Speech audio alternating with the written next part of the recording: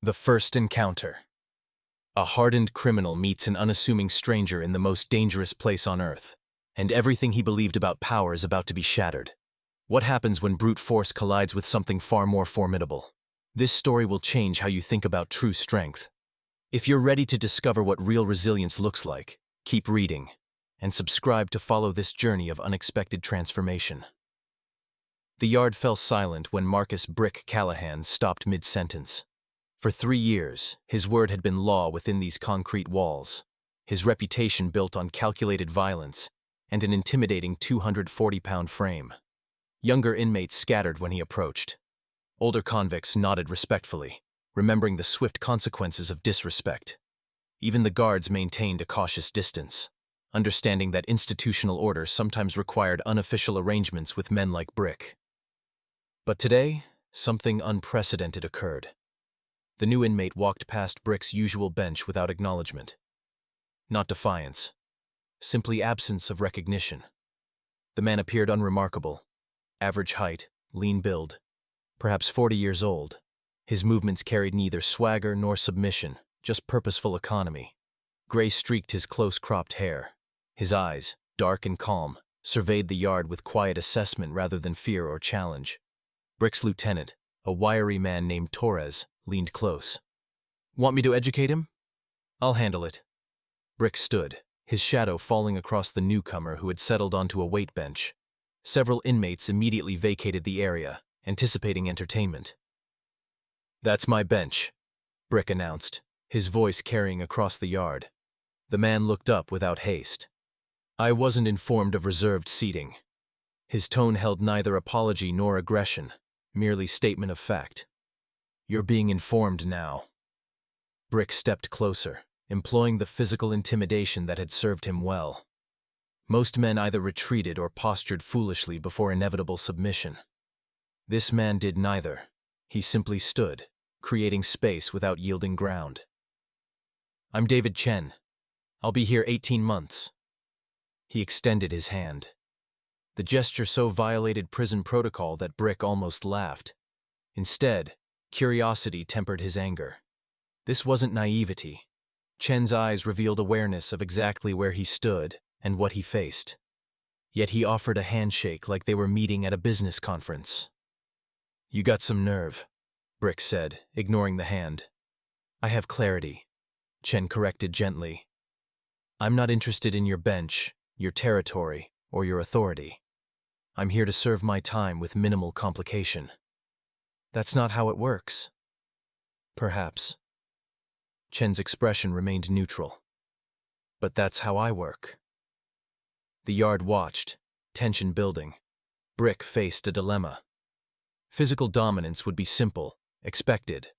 But something in Chen's stillness suggested that simplicity might prove illusory. The man exhibited no fear, yet displayed no aggression. He seemed genuinely disinterested in the power dynamics that governed this world. "We'll see," Brick finally said, reclaiming his bench. Chen nodded once and walked away, his gait unhurried. Torres appeared skeptical. "You letting that slide?" Brick watched Chen settle against a far wall, eyes closed toward the afternoon sun. "Not letting anything slide," he replied. "Just watching." The pattern emerges. One man's routine becomes the prison's most fascinating mystery, and the bully begins to realize he's facing something beyond his experience. What secret discipline could transform a confined space into something entirely different? The answer will surprise you. Don't miss what happens next. Subscribe to continue this remarkable story. David Chen's first week established a pattern that baffled the population. He rose at dawn, performing slow, deliberate movements in his cell, some ancient exercise routine that resembled flowing water rather than conventional workout. In the cafeteria, he ate mindfully, never rushing, seemingly tasting each bite. During yard time, he found quiet corners, often reading or simply sitting with closed eyes.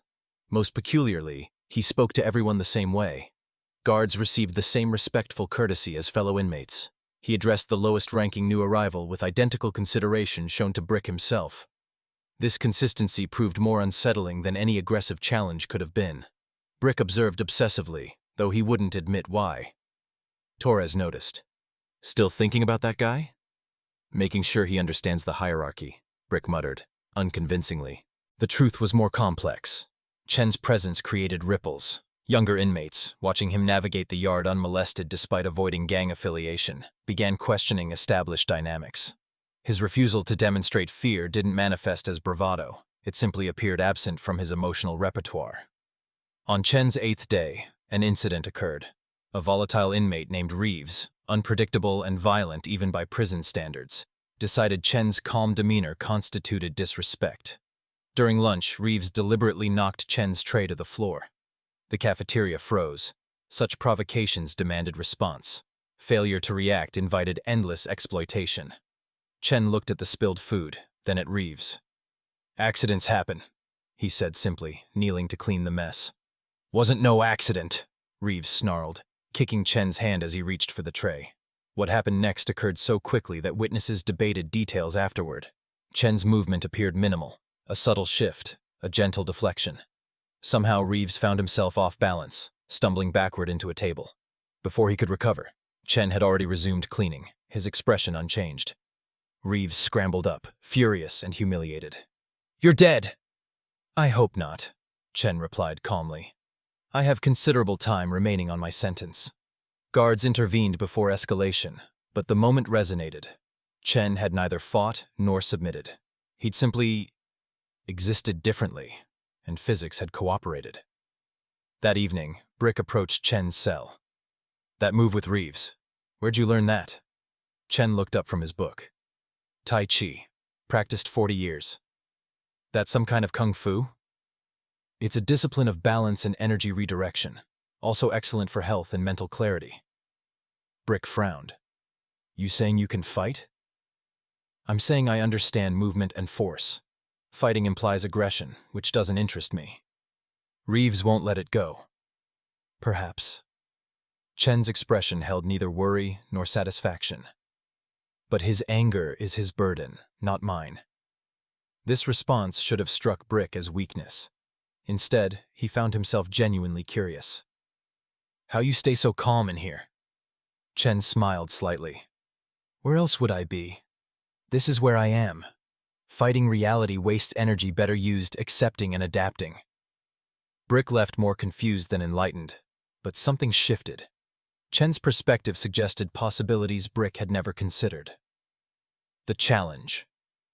When violence becomes inevitable, true character reveals itself in unexpected ways. How does a peaceful man respond when conflict can no longer be avoided? What you're about to read will challenge everything you thought you knew about strength. Stay with this journey. Your perspective on power is about to shift forever. Reeves spent 3 days planning revenge. His reputation demanded blood, and Chen's philosophical detachment only intensified his rage. Word spread quickly. Reeves intended to attack during Thursday yard time, away from cameras, with his crew ensuring guards would be conveniently distant. Brick heard the rumor Tuesday evening. Normally, such conflicts didn't concern him. Natural selection maintained order. But Chen's situation felt different.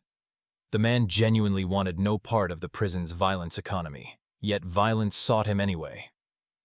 Wednesday afternoon, Brick found Chen reading in the library, a small room most inmates avoided, considering books evidence of weakness. "You know Reeves is coming for you," Brick said without preamble. Chen marked his page carefully. "I suspected he might feel compelled to escalate." "Feel compelled?" Brick almost laughed. "He's promised to put you in the infirmary." "That would be unfortunate for everyone involved." "You need protection. Join my crew and—" "Thank you, but no." Chen's refusal held no judgment, just clarity. "I appreciate the concern, but aligning with your organization would create obligations I'm unwilling to accept." Brick felt unexpected frustration. "You'd rather take a beating?" "I'd rather neither fight nor submit to protection arrangements. I'll handle Reeves if necessary." "You think your Tai Chi will stop him and 4 guys?" Chen considered this. Tai Chi teaches principles applicable to many situations. But you're correct. Numbers create challenges. Still, I won't compromise my path out of fear." Brick studied him. Chen's calm wasn't ignorance or bravado. He genuinely seemed at peace with whatever might occur, while preferring peaceful resolution. This attitude defied Brick's entire worldview, where strength meant dominance and safety required constant vigilance. "You're crazy," Brick concluded. "Possibly." Chen's smile carried warmth. "But I'm consistently crazy, which provides certain stability." Thursday arrived with unusual tension. Inmates positioned themselves strategically, anticipating entertainment or trouble depending on perspective. Reeves and his crew occupied one corner, radiating menace. Chen emerged for yard time exactly on schedule, walking to his customary spot against the east wall. The attack commenced predictably. Reeves approached with 3 others, surrounding Chen while blocking guards' sightlines. "Nowhere to run, old man." Chen stood slowly, his movements unhurried. "I'm not running. I'd simply prefer we resolve this differently." "Too late for that." Reeves lunged forward, fist aimed at Chen's face. What followed mesmerized the watching crowd. Chen's movements seemed minimal. Slight turn, gentle redirection. Reeves's momentum carried him past, into one of his own crew members. Before anyone could reorient, Chen had positioned himself where multiple attackers impeded each other. Another crew member rushed in. Again, Chen's economy of motion transformed aggression into confusion. The attacker stumbled over Reeves, who was struggling to his feet. The remaining 2 hesitated, recognizing something beyond their experience. Chen hadn't struck anyone. He'd simply moved correctly, and their own force betrayed them. Brick watched from his bench, fascinated despite himself. The principal true mastery isn't about defeating others. It's about understanding forces larger than yourself. What happens when an entire prison witnesses power redefined? This chapter reveals wisdom that applies far beyond these walls. Continue reading to discover how one man's discipline transforms everyone around him. The yard's atmosphere shifted fundamentally in the aftermath of Chen's non-confrontation with Reeves. What the inmates witnessed defied their experience-based assumptions about power. Chen had neither dominated through violence nor submitted through fear.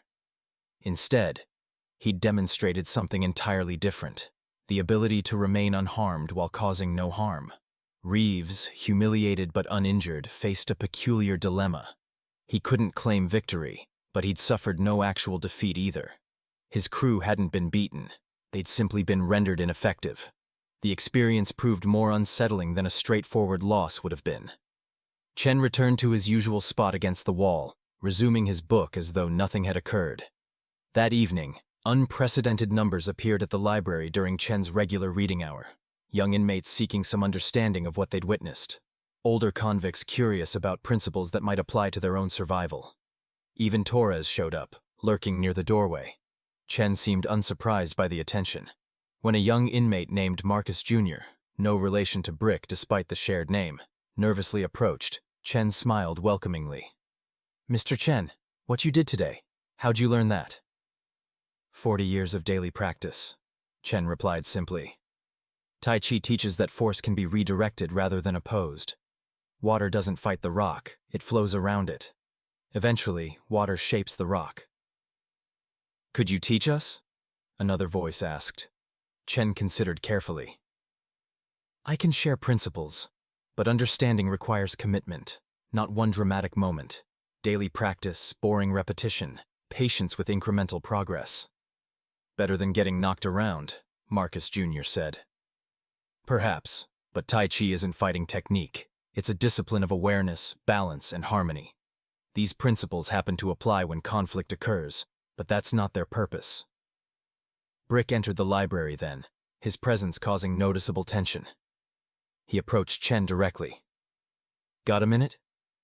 Chen gestured to an empty chair. "Of course." They moved to a quiet corner. Brick struggled with unfamiliar uncertainty. "What you did today. I've seen fights. That wasn't fighting." "Correct," Chen agreed. "Fighting requires aggression, which creates more problems than it solves." "But you stopped them." "I redirected momentum and maintained awareness of positioning. They stopped themselves." Brick shook his head. "You make it sound simple." "The principles are simple. Application requires practice and presence." Chen studied Brick with genuine curiosity. You've maintained control here through strength and reputation. Has it brought satisfaction? The question struck unexpectedly deep. Brick's automatic response, that satisfaction was irrelevant, died unspoken. It's brought survival. Survival is foundational, Chen acknowledged, but perhaps not sufficient for a meaningful existence. We're in prison. Meaning's a luxury. I disagree. Meaning is exactly what we need most in constrained circumstances. Viktor Frankl survived concentration camps by maintaining purpose. Environment doesn't determine meaning. Response to environment does. Brick had no reference for such conversations. His world operated on simpler transactions. Respect for strength, punishment for weakness, loyalty for protection. Yet Chen's existence challenged these equations. He'd earned a strange respect without seeking it, maintained safety without violence, and seemed genuinely content despite circumstances that drove most inmates toward bitterness or resignation. This Tai Chi, Brick said carefully. You really teaching people? If they're sincerely interested in the discipline, yes. I wake at dawn in the northeast corner of the yard. Anyone who wishes may join. Bunch of guys doing slow movements. Guards'll think it's weird. Chen smiled. Weird is relative. But yes, it will appear unusual. Those concerned with appearances probably shouldn't participate. Brick stood, equilibrium still uncertain. Thanks for talking, I guess. Any time, Chen replied, meaning it. The gathering. When the impossible becomes routine, transformation begins in unexpected places. What happens when hardened criminals choose discipline over chaos? This chapter shows how one man's consistency creates ripples that become waves. Subscribe now. You won't believe where this story goes next. Dawn arrived cold and gray. Brick hadn't planned to attend Chen's session, yet he found himself in the yard at 5:45, watching the northeast corner. Chen appeared at precisely 6 o'clock, wearing standard prison clothes, his expression peaceful. 3 younger inmates stood waiting, including Marcus Jr. Then Torres emerged from the dormitory entrance, looking uncomfortable but determined. An older convict named William, serving 20 years for white-collar crimes, joined the small group. Chen seemed genuinely pleased. Welcome. We'll begin simply. Tai Chi starts with understanding your own body, breath, and present moment awareness. For the next 45 minutes, Chen led them through basic movements, weight shifting, breathing coordination, gentle rotations. Nothing dramatic, no impressive techniques. Just slow, mindful motion accompanied by simple instruction about balance and attention. Brick watched from his bench, expecting to feel contempt. Instead, he felt curious. The participants looked peaceful. In an environment defined by tension, they'd created a small island of calm. The second morning, 8 people appeared. The third, 12. By the second week, Chen's dawn sessions included 17 regular participants from various affiliations, ages, and backgrounds. Unprecedented mixing that should have triggered territorial tensions. Yet somehow it didn't. The practice itself seemed to create neutral space. Gang rivals moved slowly through forms side by side, focused on internal awareness rather than external conflict. The yard's usual morning aggression dissolved into concentrated mindful movement. Guards noticed. Captain Morrison, a 20-year veteran, watched from the tower with confusion. What the hell are they doing? Some kind of exercise thing, his partner replied. That new guy Chen's teaching them. Morrison had seen countless prison fads, religion, various causes, temporary allegiances. They always devolved into manipulation or violence. Yet this looked different. The participants appeared genuinely relaxed, happy even. During morning rounds, Morrison approached Chen. This activity you're running, what's the angle? No angle, Captain, Chen replied respectfully. Tai Chi practice for those interested in learning. Nothing moves slow in prison without reason. What do you want? Chen considered the question seriously. I want to serve my sentence peacefully. Sharing what I know creates positive energy and helps time pass meaningfully. Positive energy, Morrison repeated skeptically. Yes, sir. Happy inmates cause fewer problems. Mindful practice reduces stress and aggression. Benefits everyone. Morrison couldn't argue with results. Incidents during morning yard time had decreased significantly. The participants seemed calmer throughout the day. Even Reeves, surprisingly, had started attending, standing at the back, participating minimally, but present. Brick finally joined during the third week. He arrived early, approaching Chen before others appeared. "I'll try it," he announced, defensive despite himself. "Wonderful." Chen's smile held no judgment about Brick's delayed participation. "The only requirement is willingness to practice patiently." "I'm not patient." "Then you'll learn patience along with the forms. Convenient efficiency." When others arrived, they registered surprise at Brick's presence, but Chen treated this as completely natural. "Brick is joining our practice. Please welcome him." The session proceeded normally. Brick felt awkward, his large frame ill-suited to gentle movement. He'd built his body for power, not grace. Yet Chen's instruction proved surprisingly helpful, breaking movements into manageable pieces, offering adjustments without criticism. "Don't force anything," Chen said during a particularly frustrating sequence. Tai Chi means supreme ultimate, not through aggression, but through understanding and working with natural principles. You're fighting yourself right now, trying to muscle through movements that require relaxation. Brick breathed deeply, attempting to release tension. Marginally, his movement improved. After the session, participants dispersed quietly. Marcus Jr. approached Brick.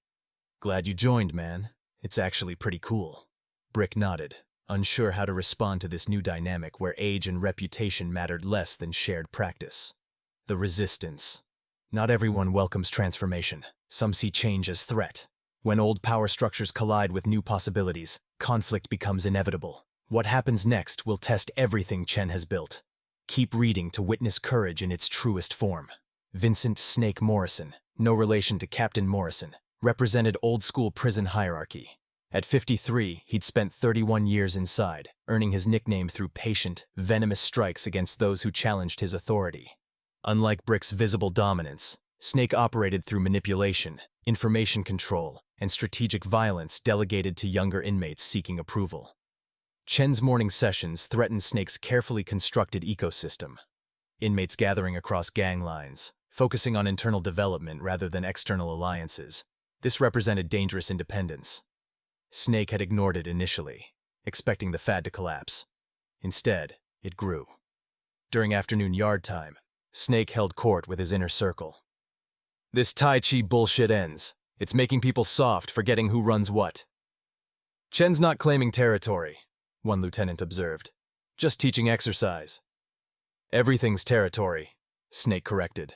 "Respect, attention, influence. All territory.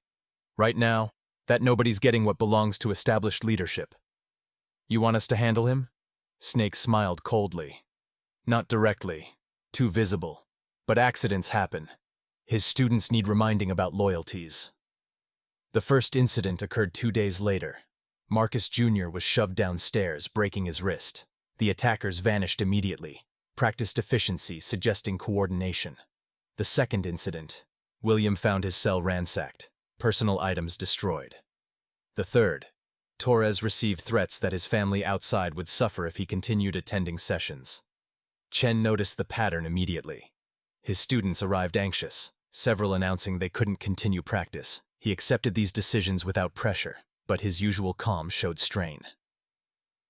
Brick observed Snake's campaign with growing anger. Not because he cared about Tai Chi, he'd only attended twice more, finding meditation frustrating, but because Snake was targeting Chen through others. Coward's tactics. He confronted Snake directly. "Leave Chen's people alone." Snake's smile never reached his eyes. "Don't know what you mean, Brick. Accidents happen in prison." "Accidents happen to people who cause accidents," Brick replied, his massive frame radiating threat. "Careful. You've got your territory, I've got mine. Let's keep it that way." Chen's not claiming anything. He's just teaching. He's disrupting order. Order matters in here or chaos takes over. You should understand that. You've benefited from structure. Brick recognized the trap. Snake was right that established hierarchy maintained certain stability. Chen's influence did represent change. Yet Brick had witnessed that change's effects. Calmer yard dynamics, reduced violence, inmates finding purpose beyond survival. That evening, Brick found Chen sitting alone in the chapel, one of the few quiet spaces available. Snake's coming after your students, going to keep escalating until you stop the sessions. Chen nodded slowly. I suspected organized resistance. Snake's methodology is quite consistent. You need to fight back, show strength. That would confirm his narrative, that I'm competing for power, which I'm not. Then you'll let him win? Chen's expression held sadness but not defeat. I'll let him reveal himself. Bullies often do, given enough rope. Philosophical bullshit won't protect your people. You're right, Chen admitted. I've put them at risk by offering alternatives to established systems. Perhaps I should stop. Brick felt unexpected frustration. So you quit? Just fold? I'm considering whether my presence creates more harm than good. Chen's struggle appeared genuine. I don't seek power, but my actions have consequences regardless of intention. Maybe withdrawal serves everyone better. Withdrawal serves Snake. That's all. Perhaps. Chen sighed deeply. I need to think carefully about right action. Brick left unsatisfied. For weeks, Chen's clarity had impressed him. Now, facing real pressure, the man seemed uncertain. Maybe philosophical calm worked only when consequences remained theoretical. Yet something nagged at Brick. Chen's uncertainty didn't feel like weakness, more like someone taking genuine responsibility for complex effects of his choices. When had Brick ever questioned whether his own actions served the greater good? The decision. True strength isn't absence of fear. It's action despite uncertainty. When everything seems lost, character reveals itself most clearly. What you're about to discover will redefine courage itself. Don't miss this pivotal moment. The story reaches its most powerful point right here. Chen didn't appear for the dawn session. His absence created palpable disappointment among the assembled 15 participants. They waited until 6:30 before dispersing quietly, their routine disrupted. Snake's lieutenants smirked knowingly during breakfast. Word spread quickly. Chen had quit. Snake's methods had worked. Order was restored. Brick felt betrayed despite himself. He'd defended Chen, argued his principles deserved respect. Now Chen had simply withdrawn. Perhaps philosophical talk was just talk after all. At mid-morning, Captain Morrison summoned Brick to his office. Unusual and typically concerning. Morrison's expression was unreadable. You're close with Chen? Not particularly, Brick said carefully. But you've defended him. Attended his sessions. Twice. He's harmless. Morrison pulled out a handwritten letter. He gave me this an hour ago, asked me to share it with you and the others who practiced with him. Brick took the letter, reading slowly. Dear friends, I've decided to discontinue our morning sessions. This decision isn't surrender to intimidation, but recognition of my responsibility for consequences I didn't intend. By creating something valuable to you, I inadvertently made you targets. However, I want you to understand something crucial. What you learned over these weeks belongs to you now. The principles of balance, awareness, and present moment consciousness aren't mine to give or withhold. They exist universally, accessible to anyone willing to practice. I won't teach formally, but I can't prevent you from gathering on your own, practicing what you've learned, supporting each other's growth. That choice is yours entirely. Snake's opposition revealed an important truth. Any positive change threatens systems built on control through fear. This doesn't mean change is wrong. It means change is necessary. I hope you'll continue the practice with or without me. The principles work regardless of my presence. Together, you're stronger than any individual could be alone. With deepest respect, David Chen Brick read the letter twice, understanding dawning slowly. Chen hadn't quit. He'd shifted responsibility, making the practice belong to the students rather than depending on him. More importantly, he'd named the truth. Snake opposed them because their growth threatened his control. Morrison watched Brick process this. Chen's smarter than I gave him credit for. He's made this their choice, not his program. Snake won't let them gather. Probably not. But that's between inmates now. Chen's removed himself as the target. Brick left Morrison's office with unfamiliar emotions churning. Anger at Snake's bullying, respect for Chen's strategy, and something else. Recognition that Chen's approach revealed courage Brick hadn't understood. Facing violence directly was simple. Accepting responsibility, protecting others by withdrawing, trusting others to continue without you. That required different strength entirely. That evening, Brick called an unprecedented meeting. He sent word through trusted channels. Everyone who'd practiced with Chen should gather in the library after dinner. 18 people appeared, confusion evident. Brick rarely initiated anything requiring explanation rather than simple commands. "You all saw Chen quit," Brick began without preamble. "He didn't. He's protecting you by making this your decision instead of following him." He shared the letter's contents, watching recognition dawn on faces around the room. Marcus Jr. spoke first. "So we can keep practicing?" "Chen's saying you should," Brick confirmed. "But it's on you now. No leader to hide behind." "Snake'll come after us harder," Torres observed. "Probably." Brick met each person's eyes. "So you need to decide. Keep practicing and stand together, or fold because it's easier." William, the older white-collar convict, cleared his throat. "I've spent 15 years invisible in here, keeping my head down. These morning sessions have been the only time I've felt truly present in my own life. I vote we continue." Others murmured agreement. Even those who looked frightened seemed unwilling to surrender what they'd gained. Brick felt something shift internally. "Then I'll back you. Not leading, that's not my role here. But anyone targeting Chen's students deals with me. Snake needs to know that." "Why?" Marcus Jr. asked bluntly. "Why do you care?" Brick considered the question seriously. "Because what you're doing matters, and because Snake's method is chicken shit." The stand. When ordinary people choose courage, extraordinary things become possible. This chapter proves that transformation isn't achieved by special individuals. It's achieved by anyone willing to take the next right step. You'll want to remember this lesson for your own challenges. Keep reading. The most inspiring part is coming. Dawn arrived with unusual tension. 23 people gathered in the northeast corner. The 18 regulars plus 5 new participants who'd heard about the situation and decided to join specifically as an act of resistance. Their presence made a statement. Chen's principles mattered enough to defend. No one led the session formally.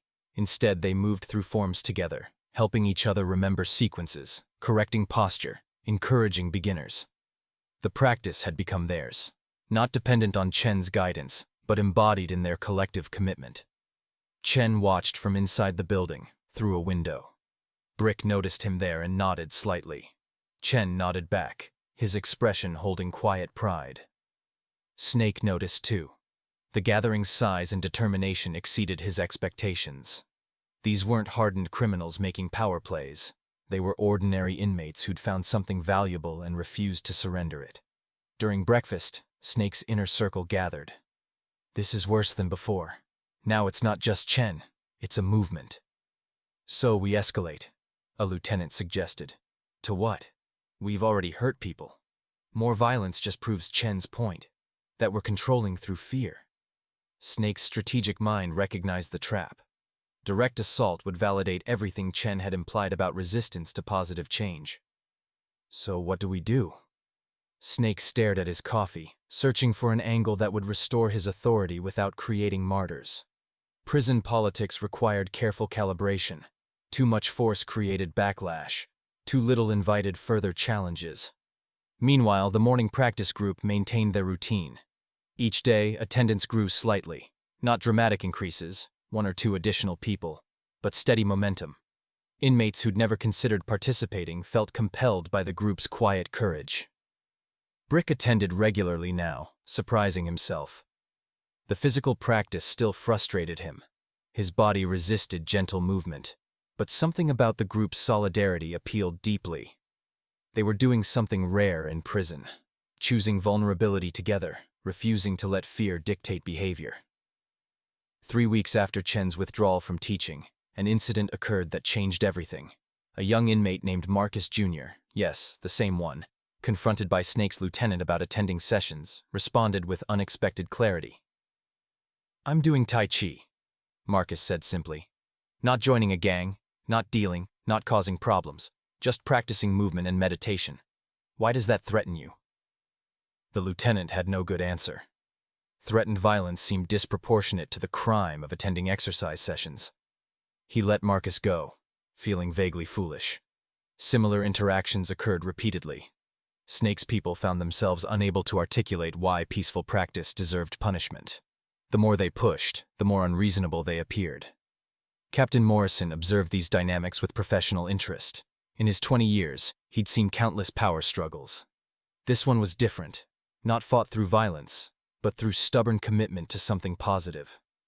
The practice group wasn't fighting Snake. They were simply continuing to exist, making his opposition increasingly absurd. Morrison sought out Chen during lunch. "Your students are holding." "They're not my students anymore," Chen corrected gently. "They're practitioners supporting each other." Semantics.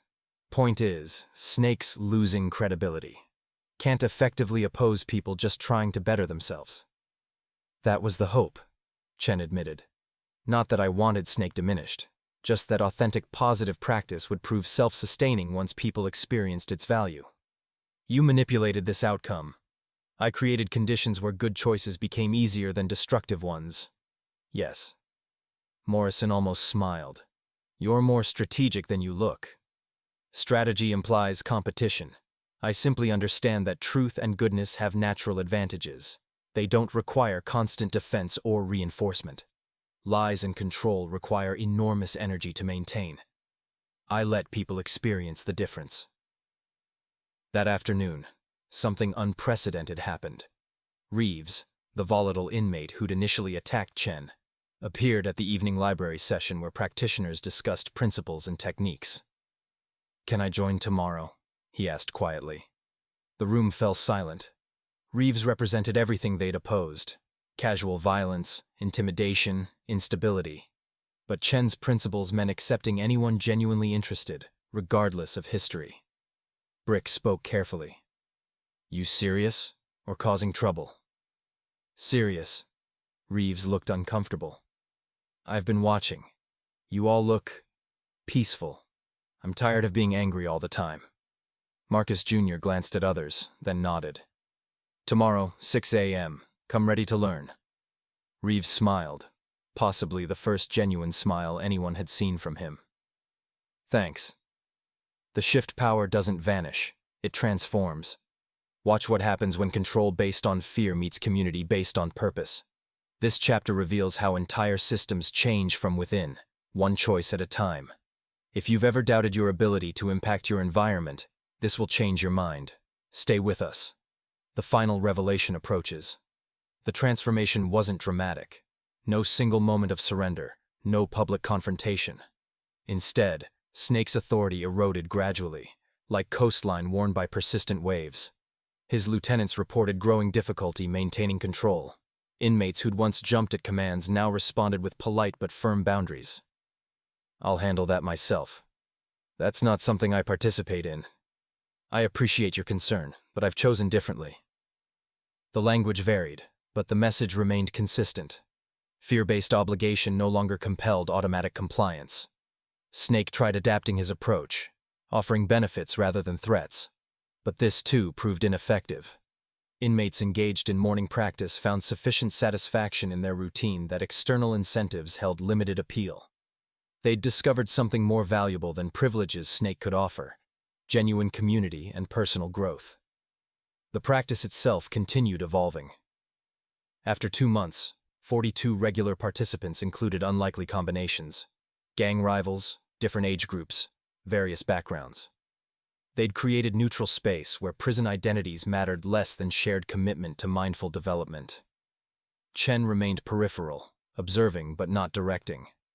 Occasionally, someone asked specific questions about technique, which he answered helpfully. Mostly, though, the practice sustained itself through collective effort. Brick's involvement particularly fascinated observers. His reputation had been built on calculated intimidation. Now he spent dawn hours moving slowly through forms, focusing on breathing and balance. This visible transformation from dominance through violence to discipline through practice affected others' perceptions of what was possible. During a morning session, a new inmate approached, recently transferred, visibly anxious about navigating yet another prison's power dynamics. Marcus Jr. welcomed him immediately. "We practice together. Join us if interested." "What's the cost?" the newcomer asked, expecting the inevitable price. "Willingness to practice sincerely," Marcus replied. "That's all." The newcomer looked skeptical but relieved. He joined the back row, attempting to follow movements. After the session, Brick approached Chen, who'd been watching from his usual window position. "It's working. Really working." "They're doing excellent work," Chen agreed. "Not just the practice. The whole atmosphere's changing. Less tension, fewer conflicts. Guards have noticed." Chen nodded thoughtfully. "When people find positive purpose, destructive behaviors lose appeal. Not immediately, not universally, but gradually." "Snake's losing control. Snake built control on absence of alternatives. You all created an alternative. His system can't compete with genuine community." "So what happens now?" "That's for the community to decide. I'm just another participant." But Brick understood Chen's role more clearly now. By withdrawing leadership, Chen had given ownership to the group. They protected their practice because it belonged to them, not because they followed him. Brilliant and humble simultaneously. Captain Morrison called Brick to his office again 3 months into the practice. "Incident reports are down 37%. Disciplinary actions down 41%. Infirmary visits from violence down 53%. You know what that means?" Brick shrugged. "Less trouble?" "It means the warden's taking notice, asking what changed." Morrison leaned back in his chair. "I told her about Chen's practice group. She wants to meet with him, possibly expand the program officially." "Chen won't want that," Brick said immediately. "Why not?" "Official recognition, maybe better conditions, support from administration." "Because making it official changes it. Becomes institutional program instead of inmate-led practice. Loses what makes it work." Morrison studied Brick with renewed respect. "You've learned more than Tai Chi from him." "Maybe." That evening, Brick shared Morrison's news with the practice group during their library gathering. Reactions mixed. Some excited about official recognition, others worried about losing autonomy. Chen, invited to speak, chose his words carefully. "Institutional support offers resources and protection, but it also brings oversight, requirements, measurement. The practice would shift from voluntary community to managed program." "What do you think we should do?" William asked. "I think you should decide together what serves your goals. This is your practice now. I'm simply one participant among many." The debate continued for an hour. Eventually, Marcus Jr. proposed a compromise. "What if we stay independent but share our model?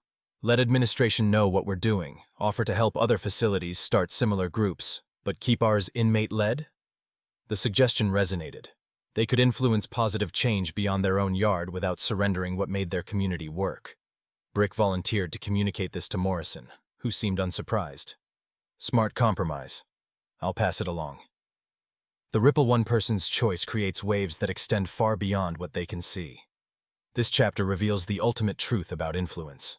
It's not about dramatic gestures, but consistent presence. What happens next will show you the real meaning of legacy. You're almost at the conclusion of this remarkable journey. Don't stop now. 6 months after Chen's arrival, the yard had become almost unrecognizable. Not in physical appearance, the same concrete, the same fences, but in atmosphere. Where tension once dominated, a strange peace had settled. Inmates still maintained boundaries and affiliations, but with less rigidity. The morning practice served as visible proof that other ways of existing were possible. Snake still held nominal authority, but his power had shifted from control to mere presence.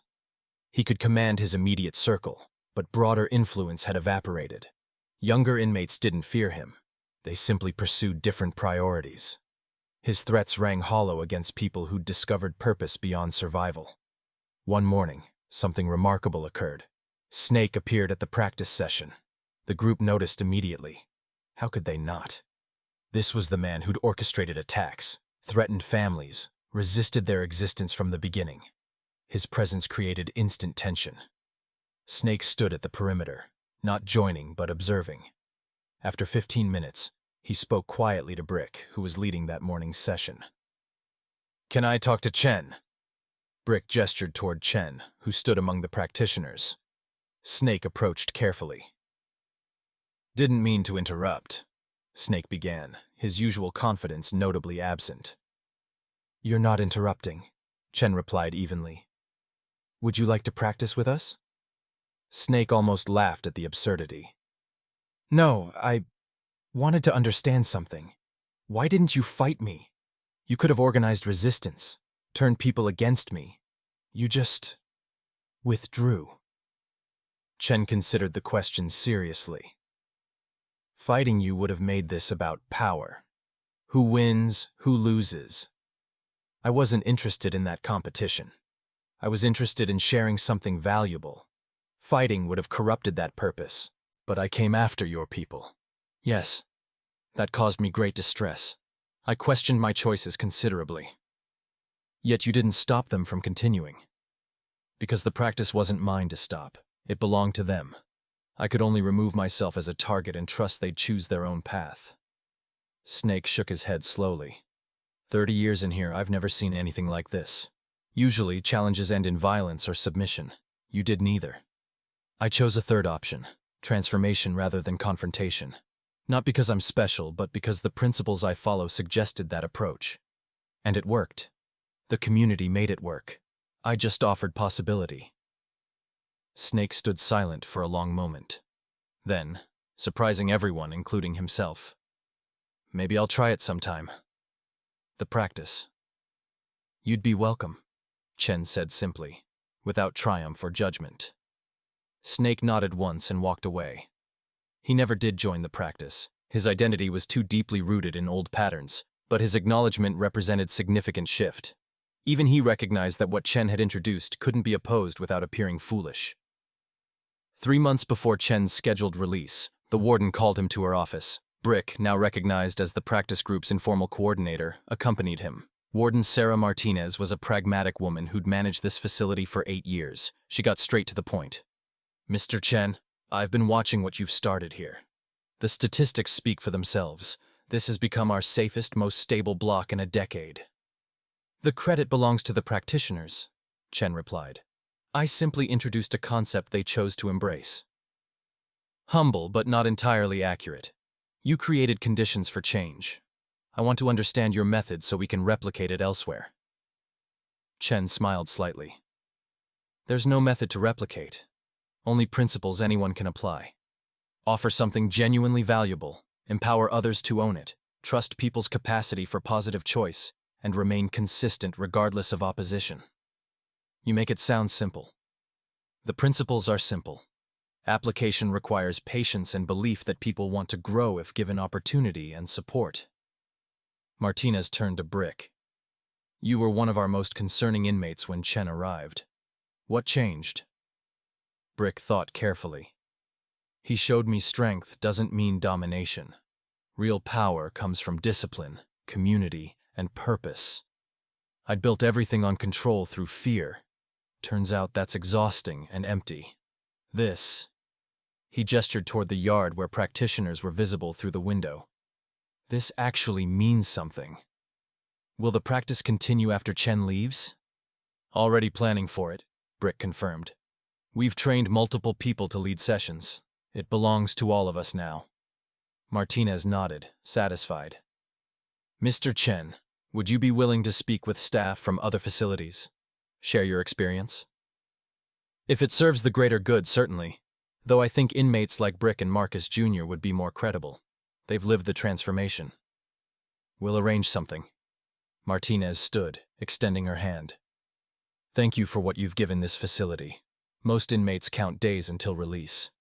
You've made your time here meaningful." Chen shook her hand. "I came here broken by my mistakes, leaving with purpose restored. If anything, I should thank the community for allowing me to contribute." The departure. Every ending is a beginning in disguise. What happens when the catalyst must leave? This final chapter reveals the true measure of transformation, whether it survives without the person who sparked it. Prepare for an ending that will stay with you long after you finish reading. Chen's final week arrived with bittersweet awareness throughout the facility.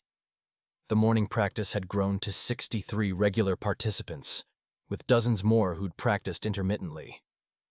They'd created something larger than anyone had imagined possible, a genuine community built on shared values rather than fear or obligation. On his last morning, Chen woke before dawn as always.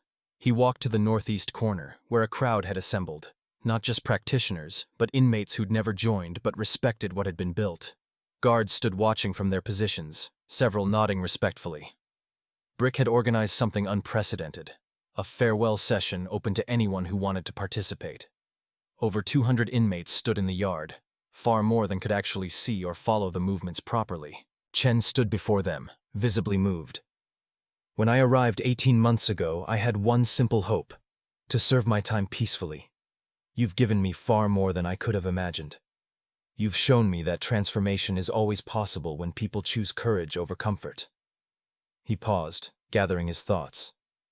Today is my last practice with you, but not the last practice.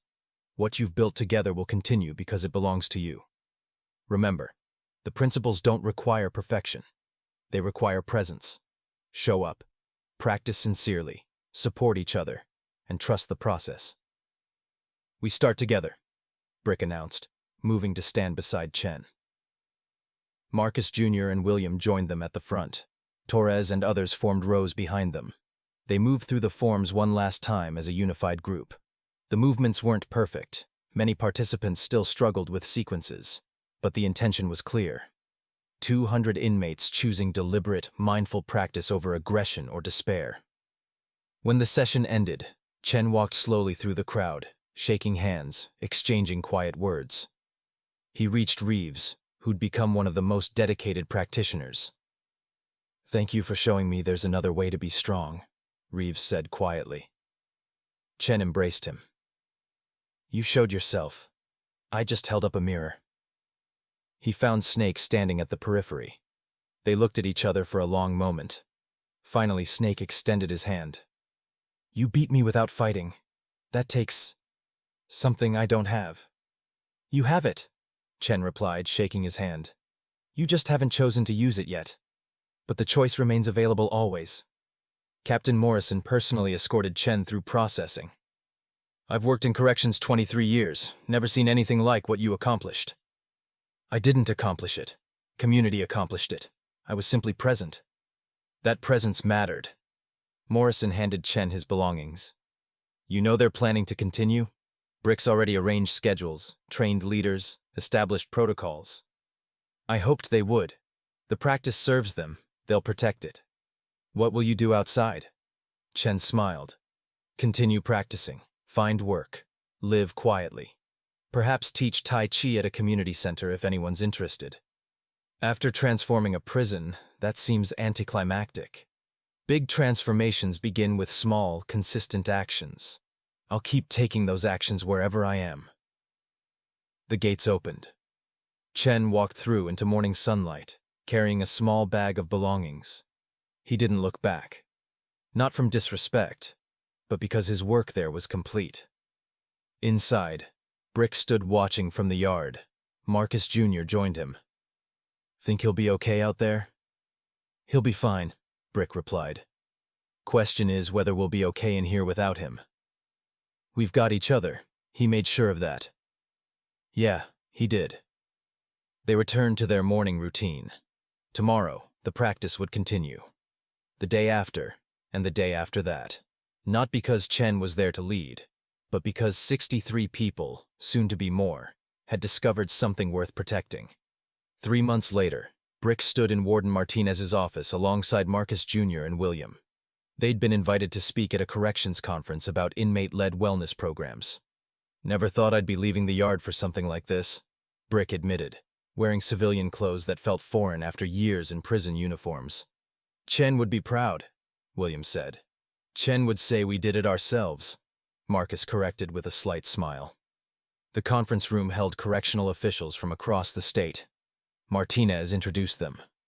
These 3 inmates have created the most successful rehabilitation program I've witnessed in my career, and they did it without funding, official approval, or external support.